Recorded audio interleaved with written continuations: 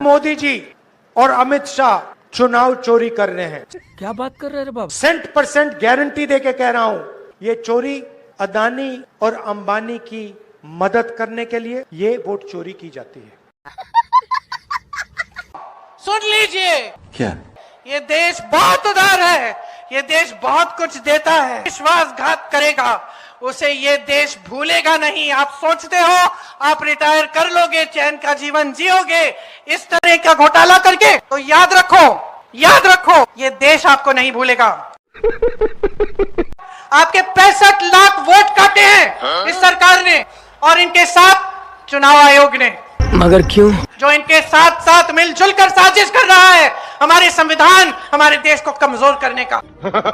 ये चुनाव आयोग जिसका दायित्व है कि इस देश की रक्षा करें, कि लोकतंत्र की रक्षा करें, कि चुनाव निष्पक्ष तरह से होना चाहिए। बात तो सही है।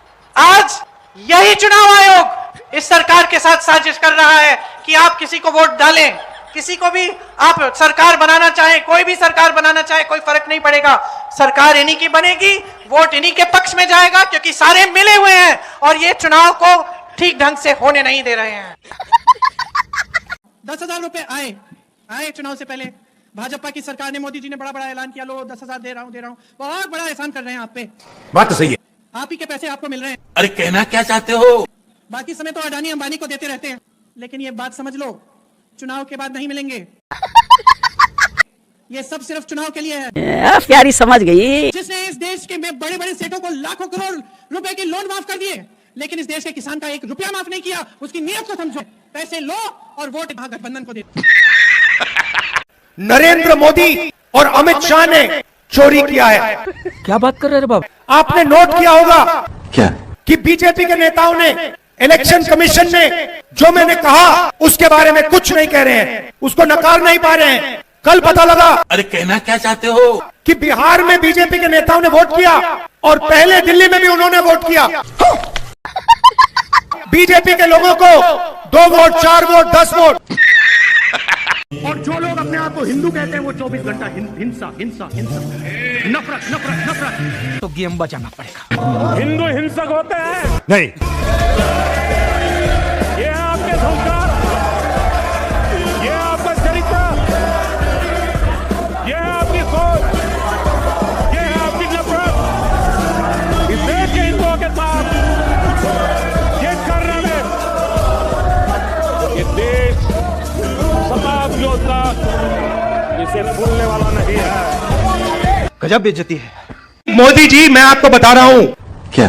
मोदी जी डरे हुए हैं। मगर क्यों? क्योंकि मोदी जी को बात समझ आ गई है अरे कहना क्या चाहते हो? कि अब चोरी पकड़ी गई है और अब वो भाग नहीं सकते हैं। अच्छा, तुम्हें कैसे पता चला? आपके गांव के बच्चे, यहाँ पे तो भैया 6-6 साल के बच्चे बोल रहे हैं, वोट चोर, वोट चोर, वोट चोर। नारा बन गया है। और जो बिहार में शुरू होता है वो पूरे देश में फैलता है, वो रुकता नहीं है। कुछ समय पहले अमित शाह ने कहा क्या?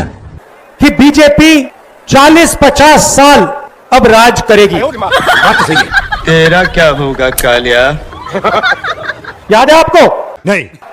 अब राजनीति में कल क्या होगा किसी को नहीं मालूम, मगर अमित शाह को 40 साल की राजनीति मालूम। कैसे? पता नहीं। वोट चोर।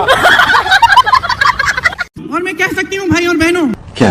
कि बहुत सरकारें आई हैं, बहुत सरकारें गई हैं, अच्छा।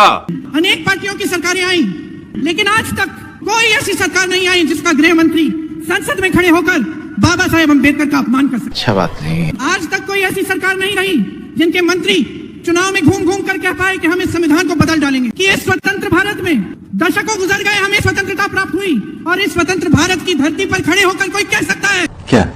कि हमें 1947 में स्वतंत्रता नहीं मिली। बाबा साहेब अम्बेडकर जी जैसे गरीबों के मसीहा का संसद में अपमान होगा। हिपोक्रेसी की भी सीमा होती है।